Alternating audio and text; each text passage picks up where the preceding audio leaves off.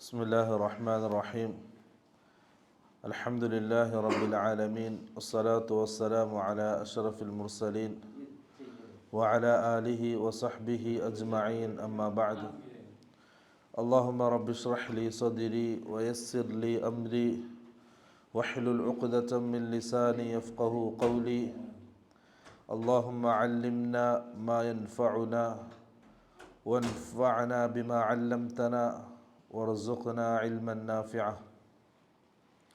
അല്ലാഹു സുബ്ഹാനഹു വ തആല ഇൽമിൻ്റെ ഈ മജ്ലിസിൽ നമ്മൾ ഒരുമിച്ച് കൂട്ടിയതുപോലെ നാളെ ആഖിറത്തിൽ അള്ളാഹുവിൻ്റെ ജന്നാത്തുൽ ഫിർദൗസിൽ അവന് ഇഷ്ടപ്പെട്ട അടിമകളോടൊപ്പം അള്ളാഹുവിൻ്റെ റസൂലിനോടൊപ്പം സഹാബാക്കളോടൊപ്പം നമ്മളെല്ലാവരെയും ഒരുമിച്ച് കൂട്ടി അനുഗ്രഹിക്കുമാറാകട്ടെ. ആ ഒരു ഉന്നതമായ സ്ഥാനത്തിനു വേണ്ടി എന്തൊക്കെയാണോ നമ്മുടെ ജീവിതത്തിൽ നാം ചെയ്യേണ്ടത് അതൊക്കെ ചെയ്ത് പൂർത്തീകരിക്കാൻ അല്ലാഹു സുബ്ഹാനഹു വ തആല തൗഫീഖ് നൽകി അനുഗ്രഹിക്കുമാറാകട്ടെ.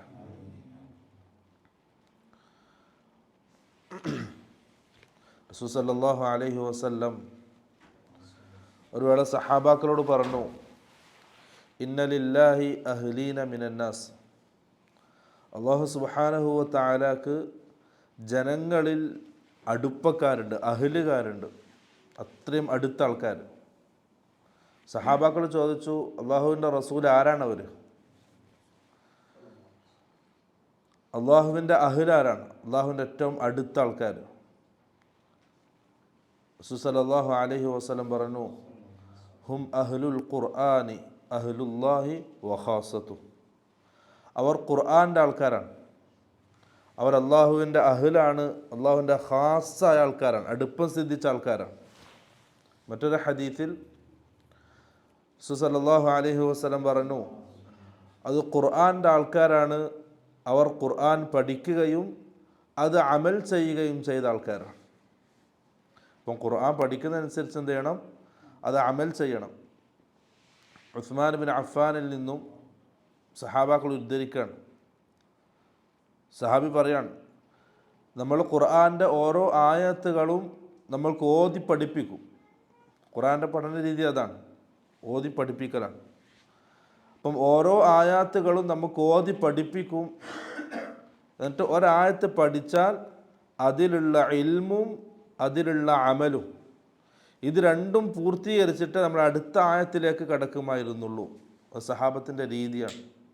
ഇപ്പോൾ ഒരു സാധനം പഠിച്ചാൽ, ഒരായത്ത് ഓതിയാൽ അതിലുള്ള ഇൽമ അവർ പഠിക്കും, അതിലുള്ള അമലും അവർ ചെയ്യുമായിരുന്നു. അപ്പം പഠിക്കുന്നതനുസരിച്ച് അത് ജീവിതത്തിൽ അമലാക്കുക എന്നുള്ളത് ഒരു മുഅ്മിനിൻ്റെ ബാധ്യതയാണ്. അതാണ് ആ ഇൽമ ഉപകാരപ്പെട്ടു എന്നതിൻ്റെ തെളിവ്. ഇങ്ങനെ ജൂതന്മാരെ പോലെ ഇങ്ങനെ പഠിച്ചു വച്ചിട്ട് അത് അമൽ ചെയ്യാത്തൊരു വിഭാഗം അല്ല മുഅ്മിനീങ്ങൾ. അല്ലെങ്കിൽ തീരെ പഠിക്കാതെ എന്തൊക്കെയോ കാട്ടിക്കൂട്ടുന്ന അമലുകൾ ചെയ്യുന്ന അഹ്ലു കിതാബ് നസ്രാണികളെ പോലെയും അല്ല മുഅ്മിനീങ്ങൾ. അവർ പഠിക്കുന്നു, മനസ്സിലാക്കുന്നു, അതനുസരിച്ച് അമൽ ചെയ്യുന്നു. അതാണ് ഖുർആൻ്റെ അഹ്ലുകാരുടെ പ്രത്യേകത. മറ്റുള്ള അഹ്ലു കിതാബുകാർ, ഇഞ്ചീലും സബൂറൊക്കെ കിട്ടിയ ആൾക്കാർ, തൗറാത്തൊക്കെ കിട്ടിയ ആൾക്കാർ, ഒരു വിഭാഗം നല്ലോണം പഠിച്ചു പക്ഷെ അമൽ ചെയ്തില്ല, ജൂതന്മാർ, തൗറാത്തിൻ്റെ ആൾക്കാർ. മറുവിഭാഗം ഒന്നും പഠിച്ചില്ല, ഇഞ്ചീലെ ആളുകൾ, പക്ഷെ അവരെന്തൊക്കെയോ കാട്ടിക്കൂട്ടി അമലുകൾ ചെയ്തു.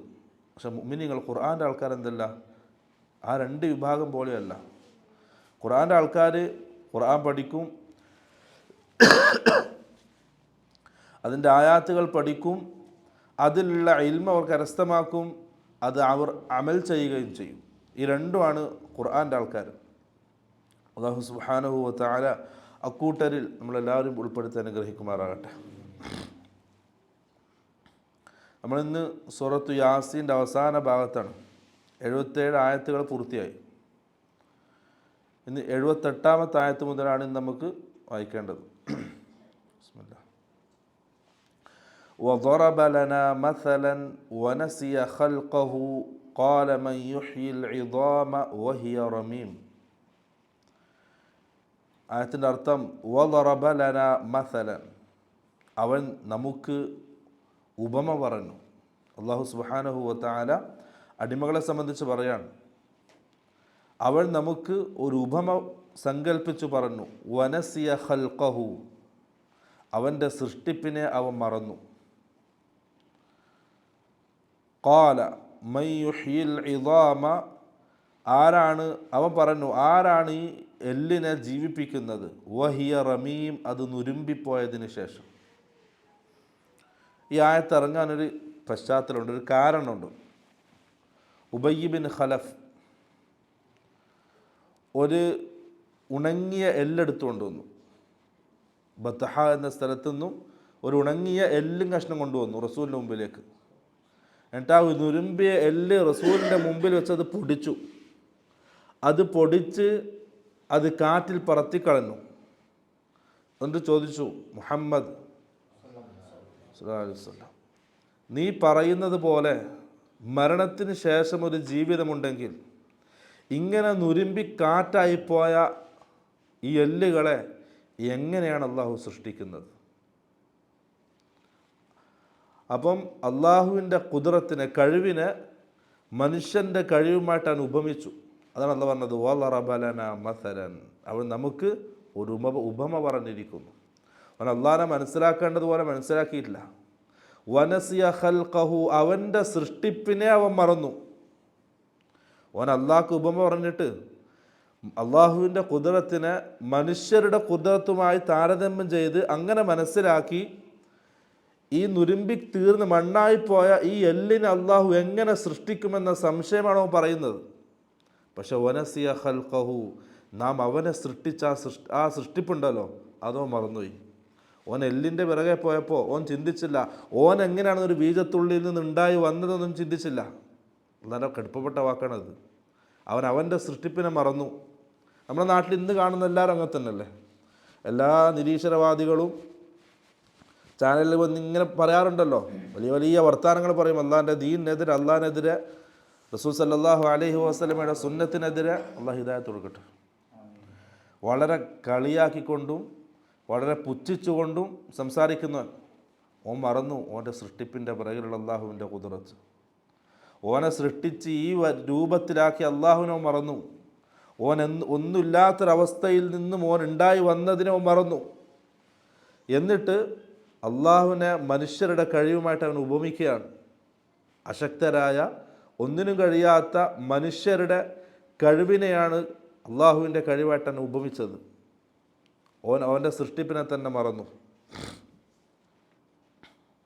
അതത് പറയാണ്, വളറബ ലനാ മസലൻ, അവൻ നമുക്ക് ഒരു ഉപമ പറഞ്ഞു. വനസിയ ഖൽഖഹു, അവൻ്റെ സൃഷ്ടിപ്പിനെ അവൻ മറന്നു.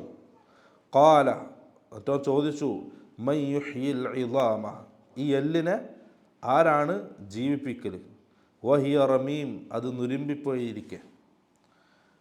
ഖുൽ, പ്രവാചകരെ അങ്ങ് അതിന് മറുപടി പറ. അപ്പോഴാണ് ഈ സംഭവം ഉബയ്യ് ഇബ്നു ഖലഫ് വന്നിട്ട് റസൂലോട് പറയുമ്പോഴാണ് ഈ ആയത്തിറങ്ങുന്നത്. ഖുൽ, റസൂലെ അങ്ങ് അവരോട് പറ, യുഹ്യീഹ, അതിനെ സൃഷ്ടിക്കും, അതിനെ ജീവിപ്പിക്കും. അല്ലദീ അൻശഅഹ അവ്വല മറ, ആദ്യത്തെ പ്രാവശ്യം അതിനെ ഉണ്ടാക്കിയവൻ അവനെ പിന്നെയും അതിനെ സൃഷ്ടിക്കും. അല്ലാത്ത വാക്കാണത്. ആദ്യത്തെ പ്രാവശ്യം ആ എല്ല് സൃഷ്ടിക്കപ്പെട്ടല്ലോ. നുരുമ്പിപ്പോയ എല്ല് പൊടിച്ച് കാറ്റിൽ പറത്തിക്കളഞ്ഞ എല്ലുണ്ടല്ലോ, ആ എല്ലിനെ ആദ്യം ആരാണോ സൃഷ്ടിച്ചത് അവൻ തന്നെ അതിനെന്ത് ചെയ്യും? രണ്ടാമതും ജീവിപ്പിക്കും. തിരിച്ച് മറുപടി ഇല്ലാത്ത ചോദ്യമാണത്. ഒന്നും പറയാൻ കഴിയില്ല. അങ്ങനെ പറഞ്ഞാൽ ഒന്നും പറയാൻ കഴിയില്ല. ഇപ്പം മനുഷ്യ മരണത്തിന് ശേഷം നുരുമ്പിപ്പോയ മനുഷ്യൻ, മണ്ണായി തീർന്ന മനുഷ്യൻ, ഓൻ എങ്ങനെയാണ് രണ്ടാമത് ജീവിപ്പിക്കുക എന്നൊരാൾ സംശയം ചോദിച്ചാൽ, ആ മനുഷ്യനെ ഇല്ലായ്മയിൽ നിന്നും ആ മനുഷ്യനെ സൃഷ്ടിച്ച റബ്ബുണ്ടല്ലോ, ആ റബ്ബ് എന്തെയും രണ്ടാമതും അവനെ സൃഷ്ടിക്കും. ആർക്കും ഒന്നും പറയാൻ കഴിയില്ല. അതാണ് അല്ലാഹുവിൻ്റെ ചോദ്യം. ഖുൽ, പ്രവാചകരെ അങ്ങ് അവരോട് പറ, യുഹ്യീഹ, ആ എല്ലിനെ ജീവിപ്പിക്കും. അല്ലദീ, ഒരുവൻ, അൻശഅഹ, അതിനെ നിർമ്മിച്ചു. അവ്വല മറത്തിൻ, ആദ്യത്തെ പ്രാവശ്യം. അപ്പോൾ ആദ്യത്തെ പ്രാവശ്യം ആ എല്ലിനെ സൃഷ്ടിച്ചവനാരാണോ, എല്ലിനെ നിർമ്മിച്ചവരാരാണോ, അവൻ തന്നെ അതിനെന്ത് ചെയ്യും? രണ്ടാമതും ജീവിപ്പിക്കും. വഹുവ ബികുല്ലി ഖൽഖിൻ അലീം, വഹുവ, അല്ലാഹു സുബ്ഹാനഹു വ തആല, ബികുല്ലി ഖൽഖിൻ, എല്ലാ സൃഷ്ടികളെ സംബന്ധിച്ചും, അതിൻ്റെ സൃഷ്ടിപ്പിനെ സംബന്ധിച്ചും അതിൻ്റെ സൃഷ്ടിപ്പിൻ്റെ രഹസ്യങ്ങളെ സംബന്ധിച്ചും അലീമുൻ വളരെ വ്യക്തമായി അറിയുന്നവനാണ്.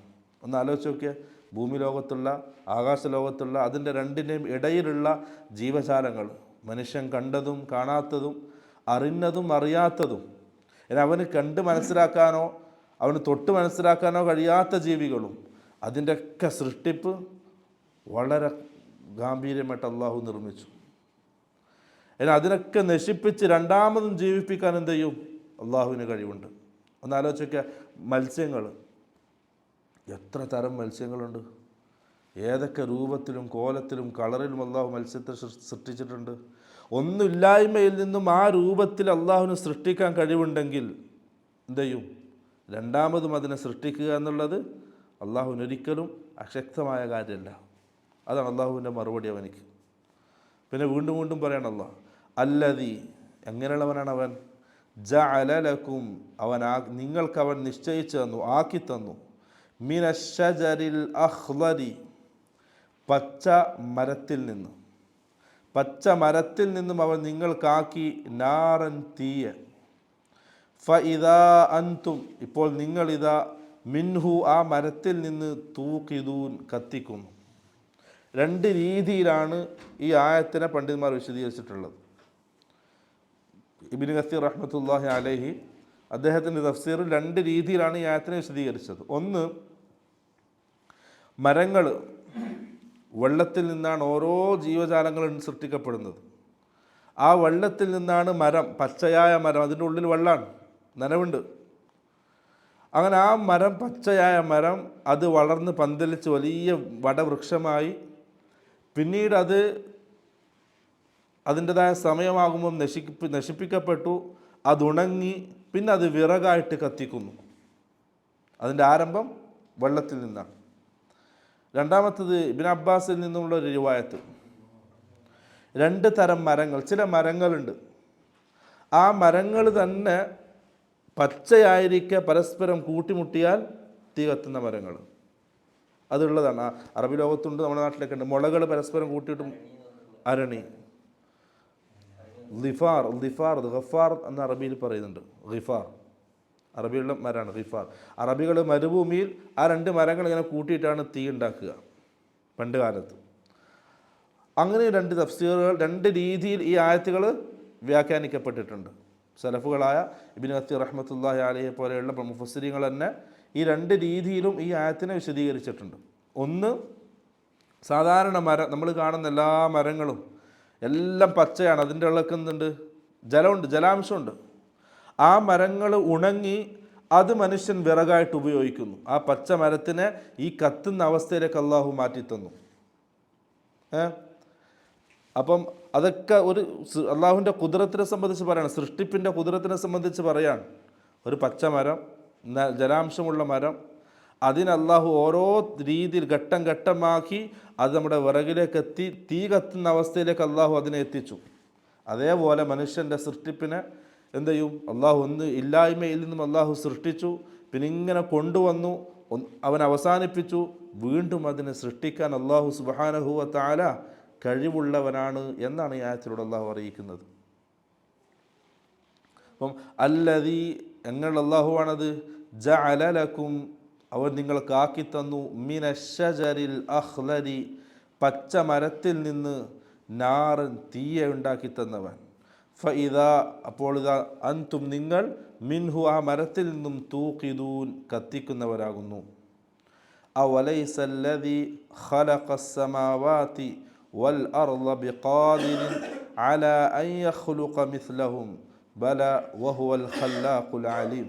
ഇതൊക്കെ അള്ളാഹുവിൻ്റെ സൃഷ്ടിപ്പിനെ ചോദ്യം ചെയ്ത ആൾക്കാർക്ക്, അഥവാ ബിഅസത്തിനെ, മരണത്തിന് ശേഷം ഒരു ജീവിതമുണ്ട് എന്നതിനെ ചോദ്യം ചെയ്യുന്ന, അതിനെ തള്ളിപ്പറയുന്ന, നിഷേധിക്കുന്ന ആൾക്കാർക്കുള്ള മറുപടിയാണ് ഇതൊക്കെ. ഈ അവസാനമുള്ള സൂറത്ത് യാസീൻ്റെ അവസാനത്തെ ആയത്തുകൾ, അഥവാ ബിഅസത്തിനെ, പുനരുദ്ധാരണത്തിനെ നിഷേധിക്കുന്ന ആൾക്കാർക്കുള്ള മറുപടിയാണ്.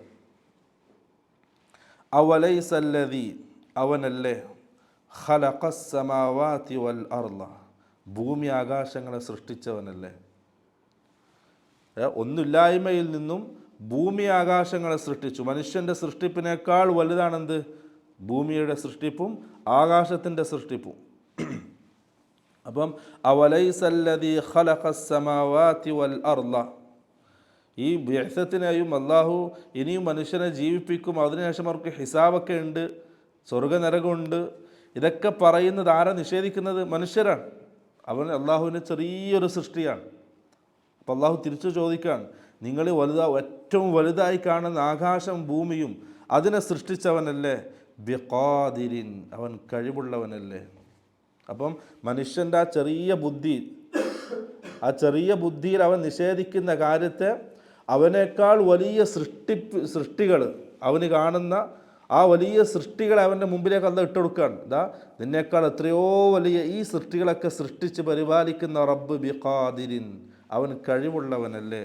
അല അൻ യഖ്ലുഖ മിസ്ലഹും, അവരെ പോലെയുള്ള നിന്നെപ്പോലെയുള്ള ആൾക്കാരെ സൃഷ്ടിക്കാൻ അള്ളാഹു കഴിവുള്ളവനല്ലേ? നോക്കിയേ, എത്ര ഗൗരവത്തിലാണ് അള്ളാഹു പറയുന്നത്.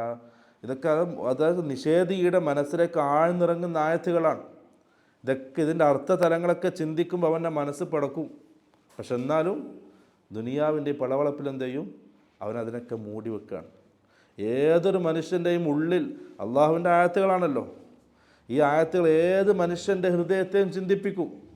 പക്ഷെ ആ ചിന്തയെ ഇവൻ മനഃപൂർവ്വം മറച്ചു വെക്കുകയാണ്. ഈ നിഷേധി, അള്ളാഹുവിനെ പരിഹസിക്കുന്നവൻ, ദീനിനെ പരിഹസിക്കുന്നവൻ, അവൻ്റെ മനസ്സിലും ഈ ചിന്തയുണ്ടാവും. ഈ ചോദ്യങ്ങളൊക്കെ അവൻ്റെ മനസ്സിലേക്ക് വരുമ്പോൾ മനുഷ്യ മനസ്സാണെങ്കിൽ അത് ചിന്തിക്കുക. പക്ഷെ ആ ചിന്ത എന്ത് ചെയ്യും? മനഃപൂർവ്വം ഒരു മൂലയിലേക്ക് മാറ്റി വെക്കും. പിന്നെയും പരിഹാസങ്ങളുണ്ടാകും. അള്ളാഹു തൗഫീഖ് കൊടുക്കട്ടെ. അള്ളാഹു നല്ല ഹിദായത്ത് കൊടുത്ത് അനുഗ്രഹിക്കട്ടെ. പക്ഷെ അള്ളാഹു സുബ്ഹാനഹു അവരെത്ര കുരച്ചാലും അവരെത്ര പരിഹസിച്ചാലും അള്ളാഹിൻ്റെ ദീൻ അതിനൊരു പോറലേൽക്കൂല. അത് അള്ളാഹു സംരക്ഷിക്കും. അള്ളാഹിൻ്റെ ദീനൊന്നും സംഭവിക്കൂല. ഖുർആനും റസൂൽ സല്ലല്ലാഹു അലൈഹി വസല്ലമയുടെ ജീവിതത്തിനോ സുന്നത്തിനോ ഒന്നും സംഭവിക്കൂല. അത് അള്ളാഹു ഖിയാമത്ത് നാൾ വരെ സംരക്ഷിക്കുന്നതാണ്. ഏതുവരെയാണോ അതിൻ്റെ ആവശ്യം അതുവരെ അള്ളാഹു സുബ്ഹാനഹു വ തആല ഒരു പോറലേൽക്കാതെ അള്ളാഹിൻ്റെ ദീനിനെ സംരക്ഷിക്കും. പക്ഷെ അതിനെതിരെ സംസാരിക്കുന്നവൻ അവൻ്റെ പരാജയം, അവന് നഷ്ടം. ദീനൊന്നുമില്ല, അവനെ കൊണ്ട് ഒരു കുറവും വരുത്താൻ കഴിയില്ല.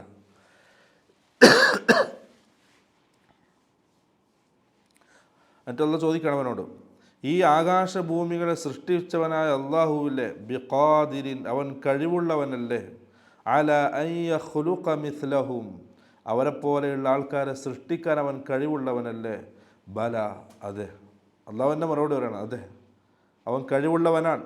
വഹുവൽ ഖല്ലാഖുൽ അലീം, അവനെല്ലാം സൃഷ്ടിക്കുന്നവനാണ്.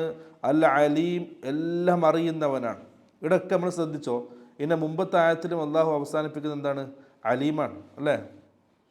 സൃഷ്ടിപ്പിനെ സംബന്ധിച്ച് പറയുമ്പം അള്ളാഹു അറിവുള്ളവനാണ്, ഖൽഖിൻ അലീം. അഥവാ സൃഷ്ടിപ്പിൻ്റെ പിറകിൽ എന്തുണ്ട്? അള്ളാഹുവിൻ്റെ സൃഷ്ടിപ്പിൽ യാതൊരു ന്യൂനതയും കാണിക്കാൻ കഴിയില്ല. ഒരാൾക്കും ഇന്നവരത് സാധിച്ചിട്ടില്ല. അതാണ് അലീം. ഇൽമൻ, അറിവെന്ന വാക്ക് അള്ളാഹു അതിൽ തൊട്ടുടനെ ഉപയോഗിക്കുന്നത്. സൃഷ്ടിപ്പിൻ്റെ തൊട്ടുടനെ അള്ളാഹു ഉപയോഗിക്കുന്നത് ഇൽമിൻ്റെ വാക്കാണ്. അലീം എന്ന അള്ളാഹുവിൻ്റെ ഇസ്മാണ്. കാരണം അള്ളാഹുവിൻ്റെ സൃഷ്ടിപ്പിൽ എന്തില്ല? ഒരു ന്യൂനതയും ഒരാൾക്കും കാണിച്ചു തരാൻ കഴിയില്ല. ഖല്ലാഖ്, അവനെല്ലാം സൃഷ്ടിക്കുന്നവനാണ്. അൽ അലീം, അവനെന്താണ്? അറിവുള്ളവനാണ്. എങ്ങനെ, ഏതിനെ, എപ്പോൾ, എങ്ങനെ സൃഷ്ടിക്കണമെന്നുള്ളത് വളരെ വ്യക്തമായിട്ട് അള്ളാഹുവിനെ അറിയുന്നതാണ്. നമ്മൾ ഈ പ്രപഞ്ചം അതിൻ്റെ ഓരോ കാലഘട്ടത്തിൽ ഇങ്ങനെ സഞ്ചരിച്ചുകൊണ്ടേയിരിക്കല്ലേ? ആ കാലഘട്ടം ഓരോന്ന് മാറിക്കൊണ്ടേയിരിക്കുന്നു. ആ മാറ്റത്തിനനുസരിച്ച് നമ്മുടെ മനുഷ്യൻ്റെ സംസ്കാരം, സ്വഭാവം മാറുന്നു, ഭക്ഷണ രീതി മാറുന്നു, അതുപോലെ തന്നെ എല്ലാം മാറുന്നു. അതൊക്കെ മാറുന്നത് എന്താണ്? അള്ളാഹുവിൻ്റെ സൃഷ്ടിപ്പാണ്. അതിലൊന്നും ഒരു ന്യൂനതയും കാണിച്ചു തരാൻ കഴിയില്ല, ഒരാൾക്കും കാണിച്ചു തരാൻ കഴിയില്ല. ഇപ്പം നോക്കിയേ, നമ്മുടെ നാട്ടിൽ ഈ പെയ്യുന്ന മഴയുണ്ടല്ലോ, ഈ മഴ മരുഭൂമിയിൽ പെയ്ത എന്താ അവസ്ഥ? അറബ് നാടുകളിൽ ഇപ്പം പെയ്തുണ്ടാക്കിയ അവസ്ഥ നിൽക്കാൻ കഴിയില്ല, അതൊക്കെ നശിപ്പിക്കും. പക്ഷെ നമ്മുടെ നാട്ടിനനുസരിച്ച്, നമ്മുടെ നാട്ടിൻ്റെ മണ്ണ്, നമ്മുടെ നാട്ടിൻ്റെ കാലാവസ്ഥ, അതിനനുസരിച്ചാണ് അള്ളാഹു സുബ്ഹാനഹു വ തആല എല്ലാം സംവിധാനിച്ചിട്ടുള്ളത്. അഥവാ ഭൂമിയുടെ ഓരോ സ്ഥാനത്തും എങ്ങനെ ആയിരിക്കണം, ഏത് രീതിയിലായിരിക്കണം, അള്ളാഹു അതിൻ്റെതായ രീതിയിൽ അത് സംവിധാനിച്ചിട്ടുണ്ട്. അതാണ് അലീം. സൃഷ്ടിക്കുക മാത്രമല്ല, ഇങ്ങനെ സൃഷ്ടിച്ചിടലല്ല, മറിച്ച് അൽ അലീം, അതിൻ്റെ ഒക്കെ പിറകിൽ അള്ളാഹുവിൻ്റെ ഇൽമുണ്ട്.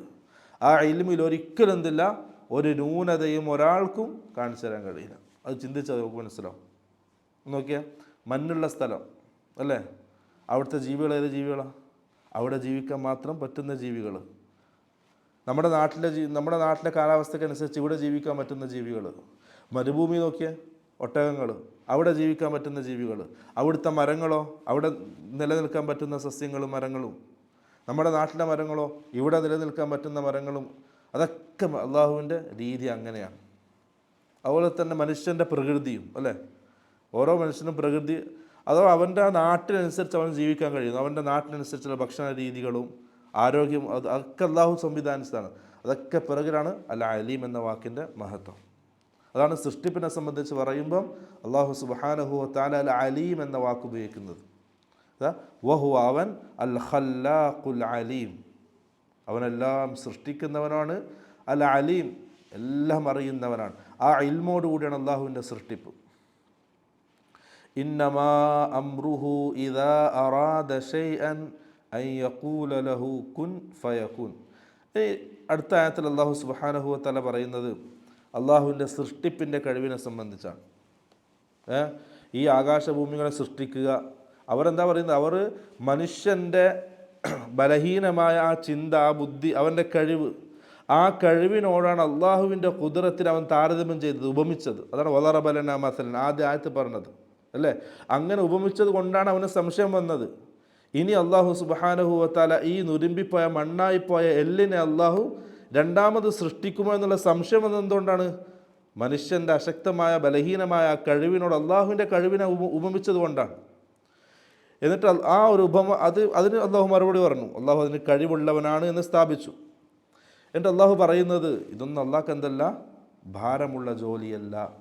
സൃഷ്ടിപ്പ് എന്നുള്ളത് അള്ളാഹുവിന് വലിയ ഭാരമുള്ള ജോലിയല്ല. ഒരു ഹദീസ് റസൂൽ സല്ലല്ലാഹു അലൈഹി വസല്ലം ബനു ഇസ്രായേലിൽപ്പെട്ട ഒരാളെ സംബന്ധിച്ച് പറയാണ്. ഒരാൾ നല്ലോണം തെറ്റ് ചെയ്തു, ജീവിതത്തിൽ കുറേ ഹറാമുകൾ ചെയ്തു, നന്മകളൊന്നും ബാക്കിയാക്കിയിട്ടില്ല, തിന്മകൾ മാത്രം. അവസാനം മരണമാസന്നമായപ്പോൾ ആ അടിമക്ക്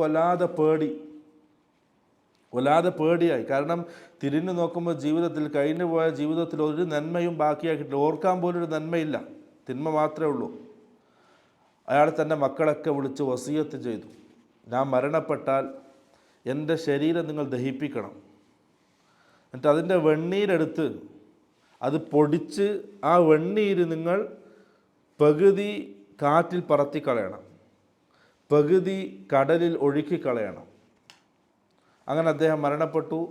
അദ്ദേഹത്തിൻ്റെ വസിയത്ത് പ്രകാരം മക്കളങ്ങനെ ചെയ്തു. റസൂൽ സല്ലല്ലാഹു അലൈഹി വസല്ലം പറഞ്ഞു, നാളെ ആഖിറത്തിൽ അള്ളാഹു സുബ്ഹാനഹു വ തആല ആ അടിമയെ ഒരുമിച്ച് കൂട്ടും. അള്ളാഹു അതിന് കഴിവുള്ളവനാണ്. ആ അടിമയെ അള്ളാഹു ഒരുമിച്ച് കൂട്ടും. അവനോട് ചോദിക്കും, മാ ഹമലക അലാ മാ തസ്ന, നീ ചെയ്യാൻ എന്താണ് നിന്നെ പ്രേരിപ്പിച്ചത്? നീ ഇങ്ങനെ മക്കളോട് വസിയത്ത് ചെയ്യാൻ നിന്നെ പ്രേരിപ്പിച്ചത് എന്താണ്? അപ്പോൾ അടിമ പറയും, അള്ളാഹുവേ, നിൻ്റെ മുമ്പിൽ ഇങ്ങനെ നിൽക്കാനുള്ള പേടിയാണ് റബ്ബേ. കാരണം ജീവിതത്തിൽ നന്മകളൊന്നുമില്ല, ഇങ്ങനെ നിൻ്റെ മുമ്പിൽ നിൽക്കാനുള്ള പേടി കാരണമാണ് റബ്ബെ ഞാൻ മക്കളോട് അങ്ങനെ പറഞ്ഞത്. അവൻ അള്ളാഹിൻ്റെ ഖുദ്റത്തിൽ സംശയിച്ചു, പക്ഷേ അവൻ അള്ളാഹിനെ പേടിച്ചു, അള്ളാഹിൻ്റെ മുമ്പിൽ നിൽക്കുന്നതിനെ പേടിച്ചു. റസൂൽ സല്ലല്ലാഹു അലൈഹി വസല്ലം പറഞ്ഞു, അള്ളാഹു സുബ്ഹാനഹു വ തആല ആ അടിമക്ക് മാപ്പാക്കി കൊടുത്ത് സ്വർഗത്തിൽ പ്രവേശിച്ചു. അപ്പം ഇതൊന്നും അള്ളാഹ്ക്ക് എന്തല്ല, വലിയത്. അതാണ് അള്ളാഹു സുബ്ഹാനഹു വ തആല ഈ ആയത്ത് പറയുന്നത്, ഇന്നമാ അംറുഹു, അള്ളാഹുവിൻ്റെ കാര്യം, ഇദാ അറാദ ശൈഅൻ, അവൻ എന്തെങ്കിലും ഉദ്ദേശിച്ചാൽ അൻ യഖൂല ലഹു, അതിനോട് പറയുക മാത്രമാണ് അവൻ. കുൻ എന്ന വാക്ക് പറയും. കുൻ എന്നാൽ ഉണ്ടാകും. കുൻ, നീ ഉണ്ടാകും. ഫയകൂൻ, അപ്പോൾ അതുണ്ടാകുന്നു. അപ്പോൾ അതിന് അത്രയും നിസാരമാണ് അള്ളാഹുവിന് സൃഷ്ടിപ്പ് എന്നുള്ളത്. അള്ളാഹുവിന് ഒരിക്കലും എന്തല്ല, ഒരു ഭാരിച്ച ജോലിയല്ല സൃഷ്ടിപ്പ് എന്നുള്ളത്.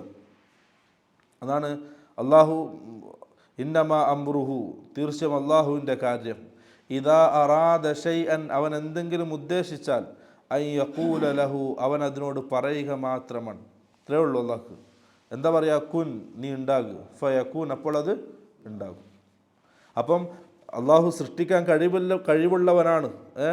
അതിനാദ്യം എങ്ങനെയാണ് ഒന്ന് ഇല്ലായ്മയിൽ നിന്നും അവൻ അള്ളാഹു എങ്ങനെയാണ് അതിനെ സൃഷ്ടിച്ചത്, അതാ അള്ളാഹു സുബ്ഹാനഹു വ തആല അതിനെ രണ്ടാമതും ജീവിപ്പിക്കാൻ കഴിവുള്ളവനാണെന്ന് പറഞ്ഞിട്ട് അള്ളാഹ് പറയാണ്. ഇതൊന്നും എന്തല്ല, അള്ളാഹ്ക്ക് വലിയ ഭാരിച്ച ജോലിയൊന്നുമല്ല. എന്നൊറ്റ വാക്കിലെന്തെയും എല്ലാം ഉണ്ടാവും. റസൂൽ സല്ലല്ലാഹു അലൈഹി വസല്ലം പറഞ്ഞു ഒരു ഹദീസിൽ, അള്ളാഹുവിൻ്റെ ഇഖാബ് അത് അള്ളാഹിൻ്റെ കലാമാണ്, അള്ളാഹുവിൻ്റെ ജസാ അത് അള്ളാഹിൻ്റെ കലാമാണ്. അവ ശിക്ഷിക്കലും അള്ളാഹിൻ്റെ കലാമാണ്, അള്ളാഹിൻ്റെ സംസാരം.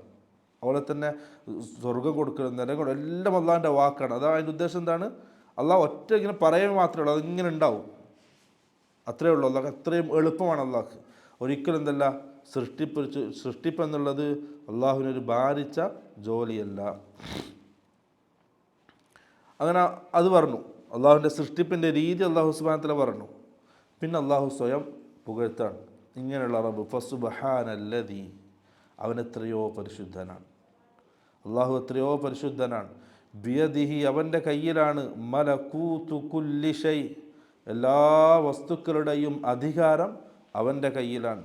വ ഇലൈഹി തുർജഊൻ, അവനിലേക്കാണ് എല്ലാം മടക്കപ്പെടുന്നതും.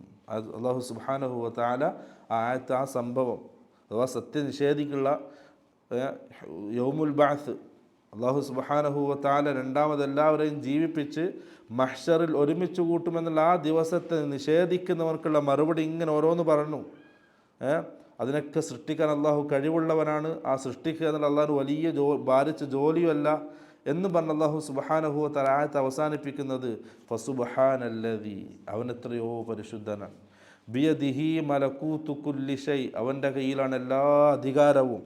വ ഇലൈഹി തുർജഊൻ, എല്ലാവരും അതിൽ മടക്കപ്പെടുന്നത് അള്ളാഹുവിലേക്കാണ്. അപ്പോൾ അള്ളാഹു സുബ്ഹാനഹു വ തആല ഒരു വെല്ലുവിളിയും കൂടി നടത്താണ്. ആ അവസാനത്തെ ആയത്തിൽ അള്ളാഹു സുബ്ഹാനഹു വ തആല ഈ നിഷേധികളോടുള്ളൊരു വെല്ലുവിളി നടത്താണ്. എന്ത്, ഇതൊക്കെ അള്ളാഹ്ക്കൊരു പ്രശ്നമുള്ള ജോലിയല്ല. ഇനി നീ നിൻ്റെ അഹങ്കാരം കൊണ്ട്, നിൻ്റെ ബുദ്ധിയില്ലായ്മ കൊണ്ട്, നിൻ്റെ അഹങ്കാരം കൊണ്ട് നീ ഇങ്ങനെ അള്ളാഹുവിനെയും റസൂലിനെയും അതൊക്കെ നിഷേധിച്ചു അല്ലേ, യൗമുൽ ബഅസിനെയും ഇനി ഒരു ജീവിതം വരാനുണ്ട് അതിനെയും നിഷേധിച്ചു, സ്വർഗ നരകങ്ങളെയൊക്കെ നിഷേധിച്ചു, ദുനിയാവാണ് എല്ലാം എന്ന് വിചാരിച്ച് നീ അങ്ങ് ജീവിച്ചു നിൻ്റെ തന്നിഷ്ടപ്രകാരം. വ ഇലൈഹി തുർജഊൻ, നീ എങ്ങനെയും ജീവിച്ചു, പക്ഷേ ഒരു ദിവസം നീ എൻ്റെ അടുക്കിലേക്ക് വരാനുണ്ട്, അന്ന് അള്ളാഹ് പിടിക്കും. വത്തഖൂ യൗമൻ തുർജഊന ഫീഹി ഇലല്ലാഹ്, അള്ളാഹ് പറഞ്ഞ വാക്കാണ്. അള്ളാഹു സുബ്ഹാനഹു വ തആല പേടിപ്പിക്കണം അടിമകളെ. വത്തഖൂ, നീ സൂക്ഷിക്കണം. നീ എന്തും കളിച്ച് നടന്നോ, നിൻ്റെ ഇഷ്ടം പോലെ നീ സംസാരിച്ചോ, നാവുണ്ട്, ആ നാവിനുണ്ടോ നീ എന്തും പറഞ്ഞോ, നീ അള്ളാഹിനെയും അള്ളാഹിൻ്റെ ദീനെയും അതിൻ്റെ ആൾക്കാരെയും നീ എന്തും പരിഹസിച്ചോ, കളിയാക്കിക്കോ, പക്ഷേ വത്തഖൂ, നീ സൂക്ഷിക്കണം.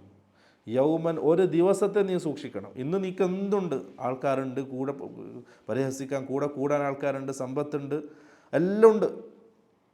പക്ഷേ യൗമൻ, ഒരു ദിവസത്തെ നീ സൂക്ഷിച്ചോ.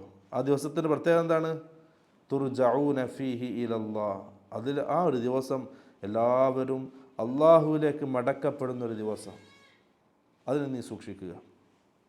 അല്ലാഹു സുബ്ഹാനഹു വ തആല അടിമകളെ പേടിപ്പിക്കുന്ന ഒരായത്താണത്. സുമ്മ തുവഫാ കുല്ലു നഫ്സിൻ മാ കസബത് വഹും ലാ യുദ്ലമൂൻ, അതിനുശേഷം ആ ഒരുമിച്ച് കൂട്ടലിന് ശേഷം ഓരോരുത്തർക്കും അള്ളാഹു എന്ത് ചെയ്യും, അവർ ചെയ്തതനുസരിച്ച് പൂർണ്ണമായിട്ട് അള്ളാഹു നൽകും. നന്മയാണെങ്കിൽ നന്മ ഇരട്ടിച്ചരട്ടിച്ച് അള്ളാഹു സുബ്ഹാനഹു വ തആല നൽകും. തിന്മയാണെങ്കിലോ ഒന്നും കുറയാതെയും അള്ളാഹു കൊടുക്കും.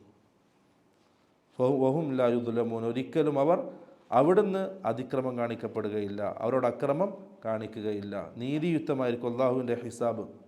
മരണത്തിന് ശേഷം അള്ളാഹു സുബ്ഹാനഹു വ തആല അടിമകളെ വിചാരണ ചെയ്യുന്നത് നീതിയുക്തമായിരിക്കും. നമ്മൾ നേരത്തെ ആ ഒരു ആയത്ത് കഴിഞ്ഞു. അള്ളാഹു സുബ്ഹാനഹു വ തആല ഖുർആൻ അവതരിപ്പിച്ചത് എന്തിനാണ്, ജീവിച്ചിരിക്കുന്നവരെ ഉത്ബോധിപ്പിക്കാനും കാഫിരീങ്ങൾക്കെതിരെ താക്കീതാകാനും അതിൽ തന്നെ മരണത്തിന് ശേഷം നീതിയുക്തമായിരിക്കാനും വേണ്ടി ഖുർആൻ വന്നു. പല രീതിയിൽ ആയത്തുകൾ ഓതി കേൾപ്പിക്കപ്പെട്ടു. എന്നിട്ടാണ് അവരെന്ത് ചെയ്തത്, അതൊക്കെ നിഷേധിച്ച് കാഫിറായത്. അപ്പോൾ അതിനെന്തുണ്ട്, അള്ളാഹു ശിക്ഷിക്കാൻ അതിന് നീതിയുക്തമാണ്. അള്ളാഹുവിൻ്റെ ശിക്ഷ നീതിയുക്തമാണ്. ഖുർആൻ അവതരിച്ചില്ല, റസൂൽ വന്നില്ല, അള്ളാഹു സൃഷ്ടിച്ച് അങ്ങനെ ഇട്ടു, എന്നിട്ട് അള്ളാഹു ശിക്ഷിക്കുക എന്നുള്ളത് എന്തല്ല, നീതിയുക്തമല്ല. ആ അള്ളാഹുവിൻ്റെ കാഫിര്യങ്ങൾ അള്ളാഹു ശിക്ഷിക്കുക എന്നുള്ളത് നീതിയാക്കാൻ വേണ്ടിയിട്ടാണ് അള്ളാഹു സുബ്ഹാനഹു വ തആല ഖുർആൻ അവതരിപ്പിച്ചത്. കുറച്ച് തൊട്ടുമുമ്പുള്ള ആയത്തുകൾ എന്ത് ചെയ്തു നമ്മൾ മനസ്സിലാക്കിയതാണ്. അപ്പം സൂറത്ത് യാസീനുള്ള ആയത്ത് അള്ളാഹു സുബ്ഹാനഹു വ തആല അവസാനിപ്പിക്കുന്നത് എന്താണ്? നിങ്ങളെല്ലാവരും അള്ളാഹുവിലേക്ക് മടക്കപ്പെടുന്നവരാണ്. ആർക്കുള്ള താക്കീതാണത്? നിഷേധിക്കുന്ന. അങ്ങനെ ഒരു മടക്കത്തിൻ്റെ ദിവസമുണ്ടെന്നുള്ളതിനെ നിഷേധിക്കുന്നവർക്കുള്ള താക്കീതും അവർക്കുള്ള മുന്നറിയിപ്പുമാണത്. നിങ്ങളെന്തും ചെയ്തോ, പക്ഷേ എല്ലാം അള്ളാഹിൻ്റെ മാത്രം അധികാരത്തിൽ വരുന്നൊരു ദിവസം. ആ ദിവസം നിങ്ങളെല്ലാവരും എന്ത് ചെയ്യും? മടക്കപ്പെടും. റസൂൽ സല്ലല്ലാഹു അലൈഹി വസല്ലം പറഞ്ഞു, ഖിയാമത്ത് നാളിൽ അള്ളാഹു ചോദിക്കും, അനൽ ജബ്ബാർ, ഞാതാ ഇന്നെല്ലാം എൻ്റെ കയ്യിലാണ്. ഐനൽ മുതകബ്ബിറൂൻ, അഹങ്കാരികളൊക്കെ എവിടെ? ഐനൽ ജബ്ബാറൂൻ, സ്വച്ഛാധിപതികളായ ആൾക്കാരൊക്കെ എവിടെ? അള്ളാഹു ചോദിക്കും. ഇന്ന് ഞാനാണ്, എല്ലാം ഞാനാണ്. അള്ളാഹു സുബ്ഹാനഹു വ തആലയുടെ അനുവാദമില്ലാതെ പ്രവാചകന്മാർ പോലും സംസാരിക്കാൻ പേടിക്കുന്ന ഇതാണ് മഹ്ശർ. മഹ്ശർ ഭയങ്കര ഗൗരവമുള്ള വിഷയമാണ്. നമ്മൾ നരകം ഹിസാബൊക്കെ കേട്ടിട്ടുണ്ട്. മഹ്ശർ അത് വെറും ഒരുമിച്ച് കൂടൽ മാത്രമല്ല, കാഫിര്യങ്ങൾക്ക് വലിയ പ്രയാസം ഉണ്ടാക്കുന്ന സംഘമാണ് മഹ്ശർ എന്നുള്ളത്. കാരണം ഷഫാഅത്തിന് വേണ്ടിയിട്ട് ആൾക്കാരൊക്കെ പോവുമല്ലോ. അവരിങ്ങനെ പറയും, ആദം നബി അലൈഹി ഇസ്ലാമിൻ്റെ അടുക്കലേക്ക് പോയിട്ട്, ഇതാ നമ്മൾ ഈ പ്രയാസപ്പെടുന്നത് കാണുന്നുണ്ടല്ലോ, അത്രയും പ്രയാസമാണ്, ഇതൊന്ന് തീരുമാനമാക്കി തരണം അല്ലാഹുവിനോട് പറ. നരകത്തിലേക്കാണെങ്കിൽ നരകത്തിൽ, സ്വർഗത്തേക്കാണെങ്കിൽ സ്വർഗത്തിൽ. പക്ഷേ ഈ നിത്തുണ്ടല്ലോ, അതൊന്ന് ഒഴിവാക്കി തരാൻ പറയാം. അത്രയും പ്രയാസമാണ് മഹ്ശറിൽ നിൽക്കുക എന്നുള്ളത്. ഇബ്രാഹിം നബി ആദം നബി അലൈഹി സ്വലാം നൂഹ് നബി അലൈഹി സ്വലാമിൻ്റെ അടുക്കലേക്ക് വിടും. അതിന് ഇന്ന് എനിക്ക് അള്ളാഹുവിനോട് പറയാൻ സംസാരിക്കാൻ പേടിയാണ്, എനിക്ക് കഴിയില്ല. അള്ളാഹു അത്രയും ദേഷ്യത്തിലാണ്. എല്ലാവരും നൂഹ് നബി അലൈഹി സ്വലാമിൻ്റെ അടുക്കലേക്ക് വരും. എന്നിട്ട് പറയും, താങ്കൾ ആദ്യത്തെ റസൂലാണ്, എന്ത് ചെയ്യണം? അള്ളാഹുവിനോട് നമുക്ക് കൊണ്ട് എന്തും സംസാരിക്കണം. നൂഹ് നബി അലൈഹി സ്വലാം പറയും, ഇല്ല, ഇന്ന് എനിക്കതിന് കഴിയില്ല. ഇന്ന് എനിക്ക് അള്ളാഹുവിനോട് സംസാരിക്കാൻ പേടിയാണ്. കാരണം അള്ളാഹു അത്രയും ദേഷ്യത്തിലാണ്. ഇതിനു മുമ്പ് ഇങ്ങനെ അള്ളാഹു ദേഷ്യപ്പെട്ടിട്ടില്ല. നിങ്ങളെല്ലാവരും മൂസാ നബി അലൈഹി സ്വലാമിൻ്റെ അടുക്കലേക്ക് പോകും.